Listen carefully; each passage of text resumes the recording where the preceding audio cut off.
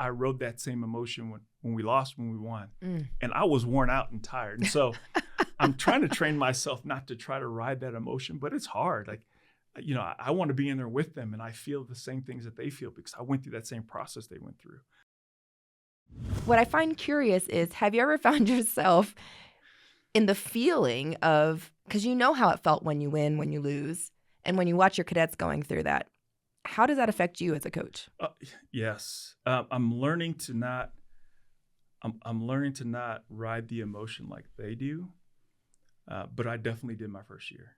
I think as an assistant coach, so I was assistant coach with Coach Wishers, 5 years total as active duty officer. And that was different because I was on the sideline. He was the main guy. I was the support guy. But when you're the head guy, you're the one that giving the kid advice, giving them the strategy. And then really I felt it at nationals, especially when we started winning with our women. Our first female won in the first half of the day, a freshman. I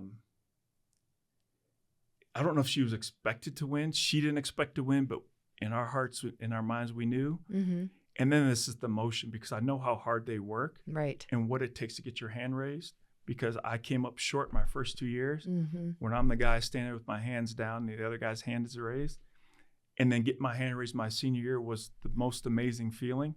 I rode that same emotion when we lost, when we won. And I was worn out and tired. And so I'm trying to train myself not to try to ride that emotion, but it's hard. Like, I want to be in there with them, and I feel the same things that they feel because I went through that same process they went through.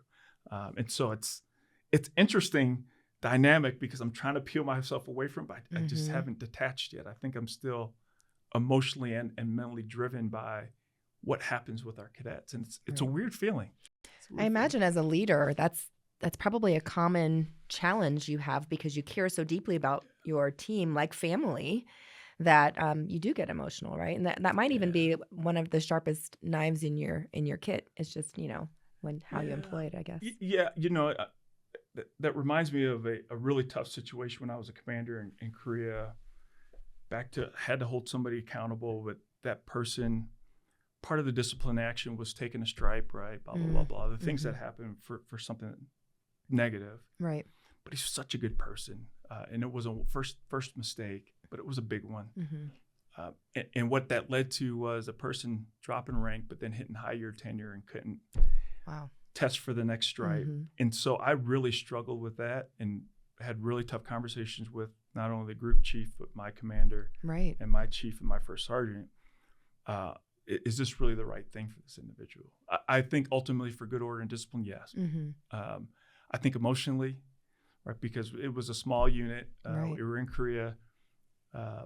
He had his wife there. I had my family there. And so they became friends, close enough because it's such a small knit group. And that's the type of organization that I love to have, because I think if you almost play that disappointment role or daddy role or whatever, however you want to characterize it, that leadership style, but it was, man, you really got to depend on your brother or sister, because if you let that person down, man, you let us all down. Yes. And so that's part of my leadership style, especially in Korea, because I took over for a commander that was let go and fired, and so there was a whole cultural change that I had to do. So that was don't let the smile fool you happened, right? And you just had to make sure that you held people accountable. But that was one of the tough ones where emotionally you're going, man, am I making the right call?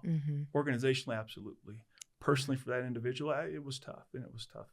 How do those moments stretch you as a leader? I find that fascinating because you have such a warm and, a fun personality about you. I mean, I think when you think about command and the decisions you've had to make at different times, both in the ring, out of the ring, in uniform, et cetera, how did you grow as a leader?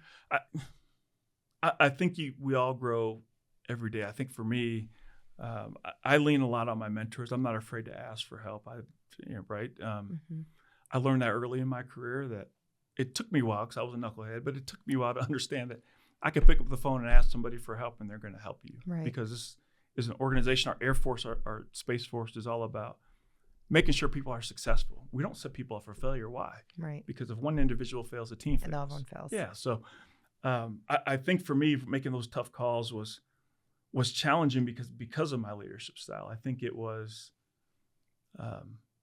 I want people to get along. I want our team to meet the standard of excellence, if not exceed it. I want us to be always on that front edge because I'm a competitor. Yes. And I want to be the best. But also that comes with accountability and tough decisions. Thanks for watching. If you enjoyed this leadership lesson, watch the full episode by hitting the thumbnail here and subscribe now to get the latest episodes of Long Blue Leadership delivered directly to your YouTube feed or wherever you get your podcasts.